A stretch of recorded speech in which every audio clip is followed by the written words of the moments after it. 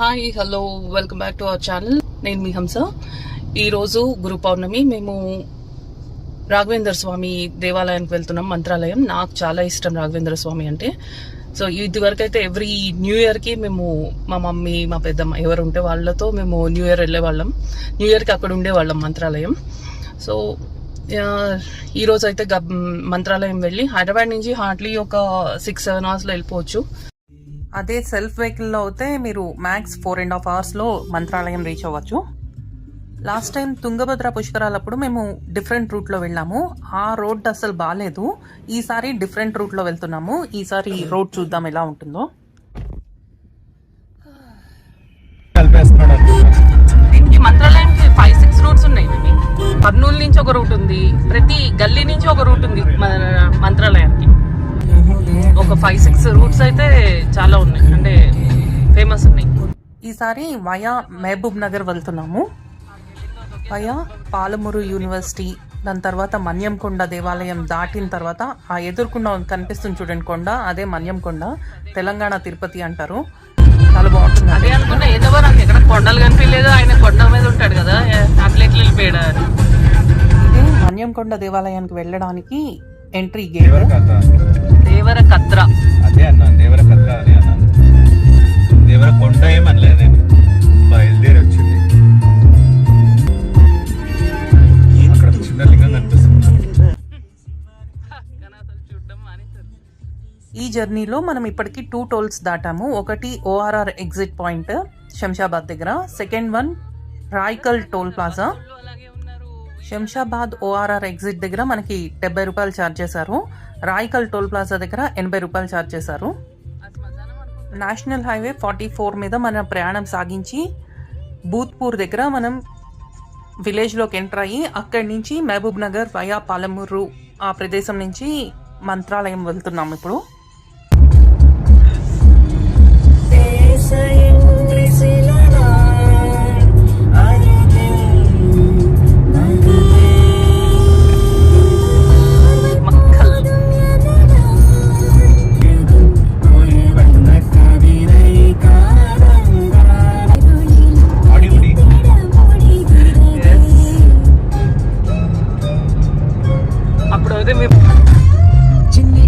కడుతున్నారు, అంటే next time పడుతుంది అనమాట.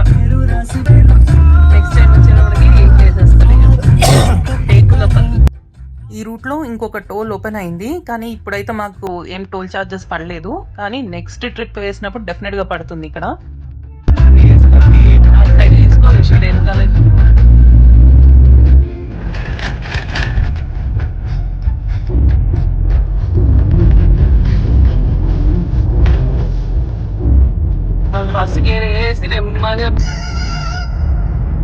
Welcome to Maktal municipality. అంటే ఇదే తెలంగాణ.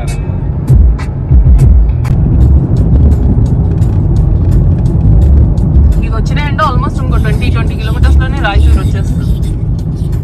అక్కడి నుంచి ఒక 45. ఇదే కృష్ణా బార్డర్ చెక్ పోస్ట్. ఈ బ్రిడ్జ్ తెలంగాణకి కర్ణాటకకి మధ్యలో అన్నమాట, అంటే బార్డర్ లాగా. ఇప్పుడు మనం తెలంగాణ నుంచి కర్ణాటక సైడ్ వెళ్తున్నాము. మక్తల్ అనే ప్రదేశం అయితే జగద్గురు శ్రీ దత్తాత్రేయ మహాసంస్థాన్ పీఠం ఉంది ఇక్కడ. శ్రీ దత్త పీఠం అంటారు. 700 ఏళ్ల పురాతనమైన దేవాలయం ఉంది ఇక్కడ, దత్తాత్రేయ స్వామి వారిది. అర్థం కాదు, మక్తల్కి ఆ ప్రదేశానికి ఆ పేరు ఎందుకు వచ్చింది అనే దానికి కూడా ఒక స్టోరీ ఉంది. మక్ అంటే యజ్ఞం, స్థల్ అంటే స్థలం, యజ్ఞ స్థలం కావడం వలన దీనికి ఆ పేరు వచ్చిందట ఈ ప్రదేశానికి. పూర్వం ఈ ప్రాంతంలో సాధువులు ఎక్కువగా ఉండేవారట.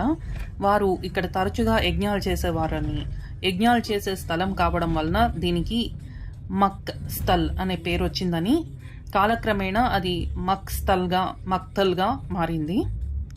ఈ ప్రదేశాన్ని పూర్వం మగతల అని పిలిచేవారు. క్రమేపీ ఇది మక్తల్గా మారింది.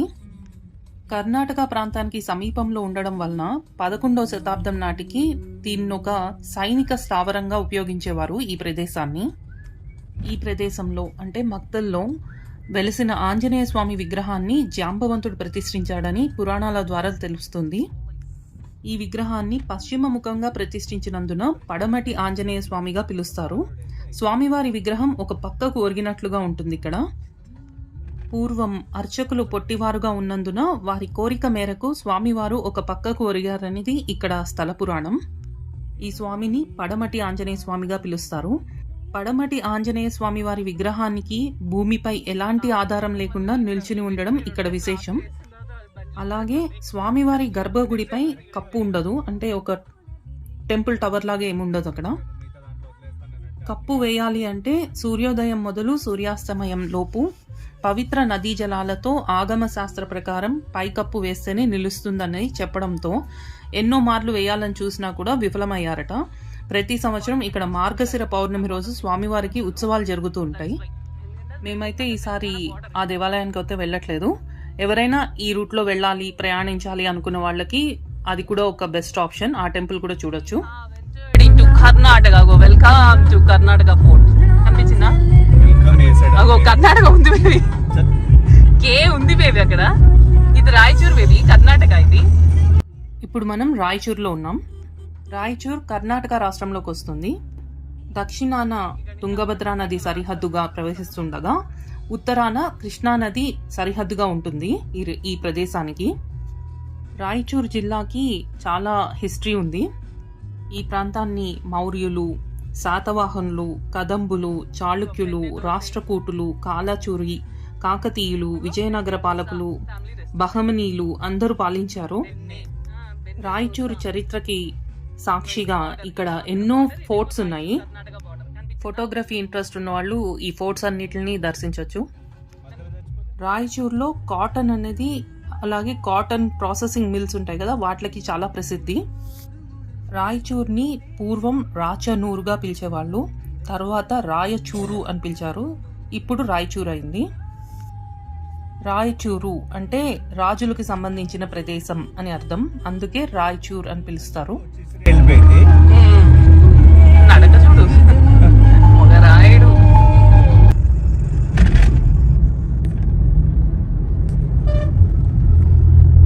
Power corporation limited, power corporation limited, Karnataka power corporation limited, KPCL.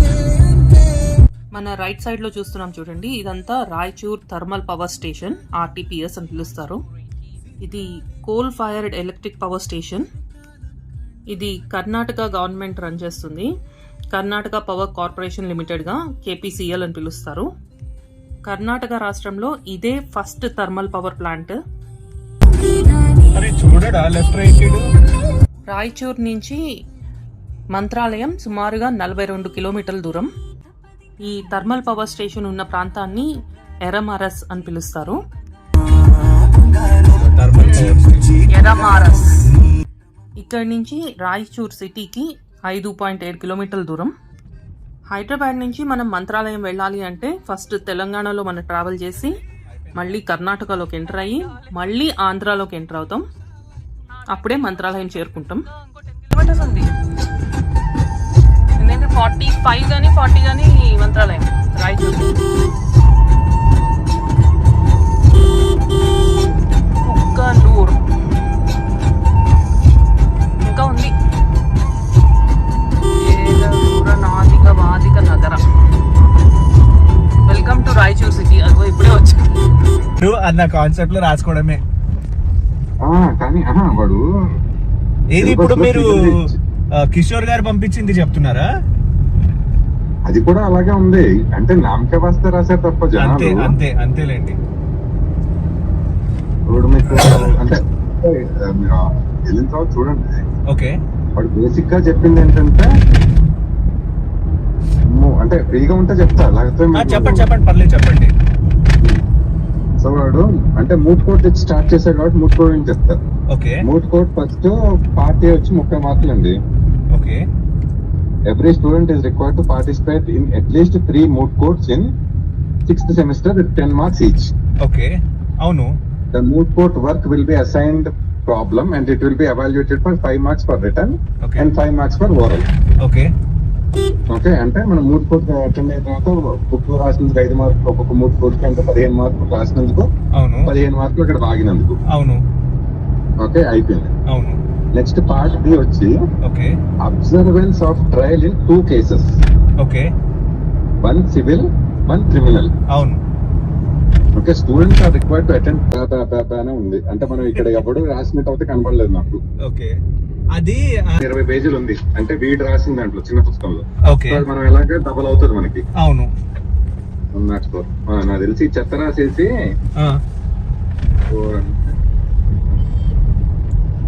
అంటే ఇక్కడ వీడు డిస్క్రిప్షన్ ఇచ్చారు. బేసిక్ ఆర్బిట్రేషన్ అంటే అడ్జస్ట్మెంట్స్ ఎలా జరుగుతాయి, డిస్కషన్ ఆఫ్ ది కోర్ట్ ఉంటుంది. ఓకే, అదే మనం ఒక కేసు పెట్టుకోవాలి, ఆ కేసు ని చుట్టూ తిప్పాలండి దీంట్లో. వన్వే అది ఫోన్లో పెట్టినా.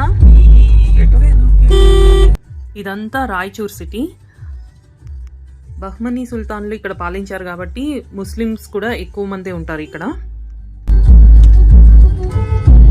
Take the first left, then turn right.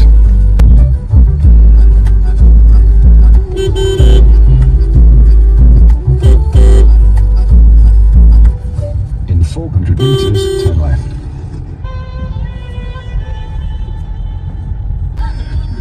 ఎవడో అసలు ఫుల్ చెత్త రాస్తాడు.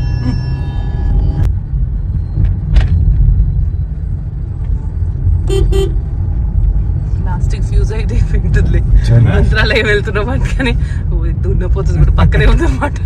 చెప్పమన్న దానికి చెప్పినట్టున్నాడు అనుకుంటాడు. నేను చెప్పమన్నా అనుకోట్లే. ఎందుకంటే బైక్ వెళ్తారా డ్రైవింగ్ చేస్తారా అని నన్ను అడిగినప్పుడు కూడా మనం చెప్పలేదు కదా. అర్థమైందా?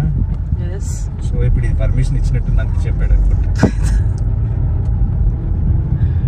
Enter the roundabout, then take the second exit. Second exit ఇది అదే కదా. అంటే ఇది ఇట్లా వేసాడు. దీన్ని ఫాలో అవ్వడం better. In 400 meters, enter the roundabout, then take the second exit.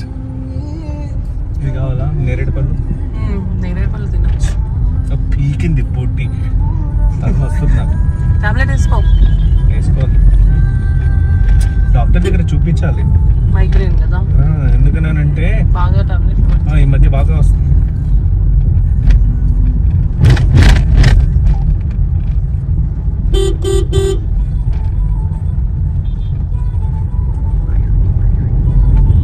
Food తినేటప్పుడు వాటర్ తాగొద్దని చెప్పాడు కదా వాడు ఎవడో. పీకేడ్లే. ఫుడ్ తిన అర్ధగంట ముందు తాగకూడదంట, ఫుడ్ తినేటప్పుడు తాగకూడదంట, తిన్న అర్ధగంట తర్వాత తాగకూడదంట. చెప్పమంటే బాగానే చెప్తారు అనుకున్నాను.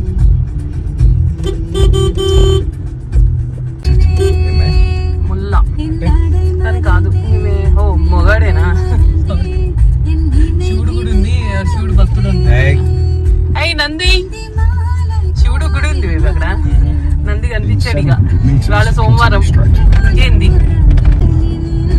చెప్పడం చపాతీలు అన్ని. మెడికల్ కాలేజా? రాయచూరు వాళ్ళది. ఓ ఇది వేరే అయితే నమోదయ. ఇందాక రాయచూరు వాళ్ళది అంటే అది గవర్నమెంట్ అనమాట. డాక్టర్ వెళ్తున్నాడు కదా లోపల. అసలు ఏ కార్డియాలజిస్ట్ అయిపోవాల్సింది, కంఫర్ట్ గా ఉండేది లైఫ్. ఆడలాగానేనా? కోసుకుంటూ హార్ట్స్ పెట్టుకుంటూ అలా అలా వెళ్ళిపోతుండే లైఫ్. బతుకంలో 2 కుట్లు వేసి 3వ కుట్టు అయిన తర్వాత వేద్దాం లేని వదిలేసిన. నాకు మీ అంత బతకం లేదు బేబీ. నేను వర్క్ విషయంలో ఎప్పుడు బతకం. నాకు వర్క్ దేవుడే బుడ్డి. కార్డియాలజీ నాకు ఫుడ్ పెడుతున్నప్పుడు నేను దానికి ఎందుకు అంత అన్యాయం చేస్తాను బుడ్డి? పీకింది బద్ధకం అంటే తినడానికి. నీ శరీరం నేను పెంచుకోవడానికి నీకు బద్ధకం, శరీరంలో ఫుడ్ వేసుకోవడానికి.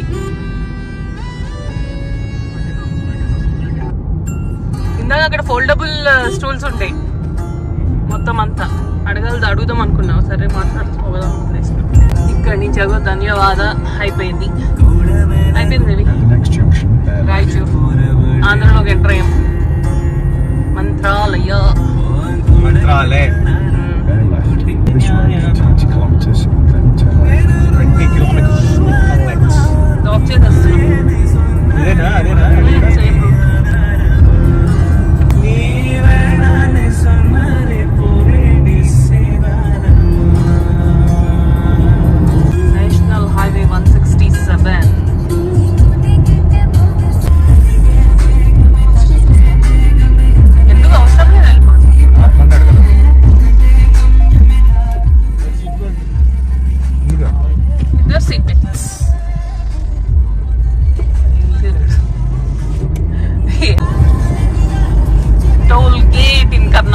1 kilometers గుంజాలి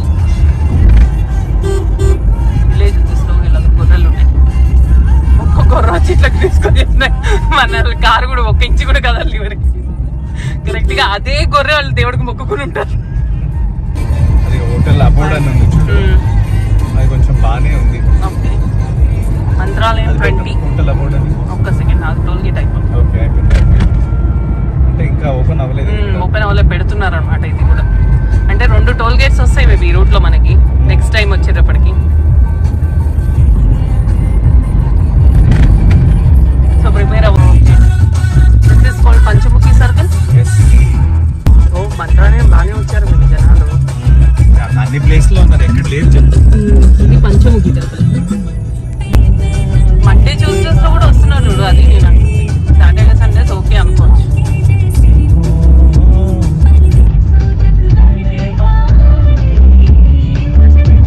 కింద ఉంటది కానీ వాటర్ లేనట్టున్నాయి. ఇది యాక్చువల్ తుంగభద్ర ఫ్లో అవ్వాల్సిన ప్లేస్. ఈ బ్రిడ్జ్ మీద నుంచి కూడా ఎంత మంది తుంగభద్ర అంటే వర్షాకాలంలో ఫ్లడ్ ఫుల్ నిండిపోతుంది. పుట్టప్పుడు చుక్క వాటర్ ఉండదు చూడు ఎట్లా ఉంటుందో వాటర్. ఇప్పుడు వర్షాకాలం వస్తుంది చూడు, హెవీగా రెయిన్స్ పడినాయి అనుకో, ఒక 5-6 రోజులు నిండిపోతుంది. బ్రిడ్జ్ పైకి వచ్చేస్తాయి వాటర్.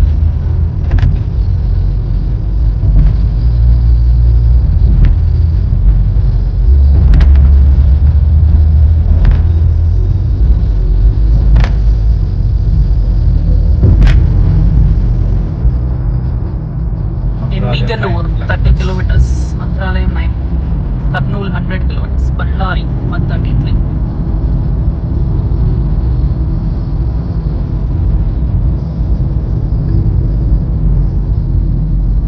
ఏంది ఇడు? చెరుకు రసం తాగాలట. అది ఇండికేటర్ ఏడా? వేసాడు లాస్ట్ లో వేసాడు కరెక్ట్ గా, అంటే కట్ అయ్యేది. అగో ఈ బార్డర్ దాటిన తర్వాత నుంచి ఆంధ్ర. ఇది చెక్ పోస్ట్ కర్ణాటక వాళ్ళు.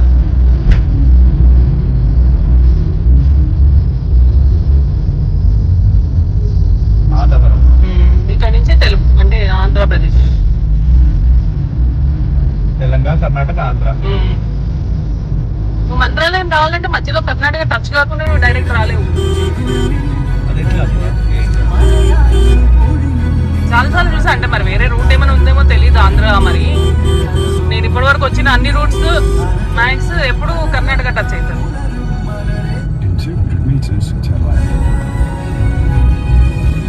200 meters turn left. ఇక్కడ రా.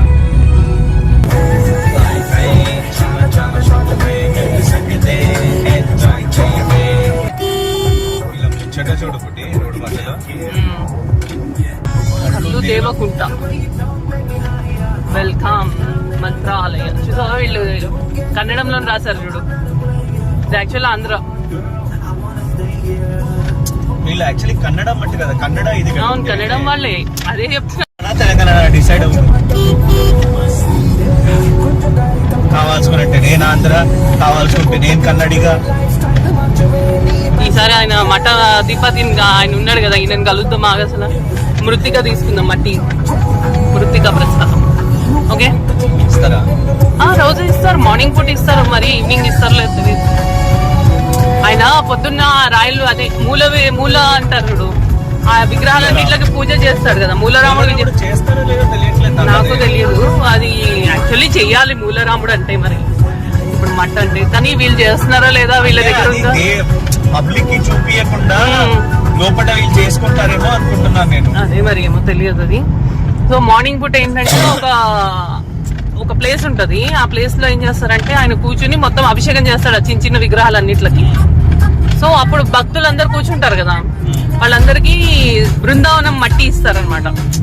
స్వామి వారు జీవ సమాధి అయిన చోటున మట్టి ఉంటది కదా, మృత్తికా ప్రసాదం అని ఇస్తారు, మట్టి ఇస్తారనమాట.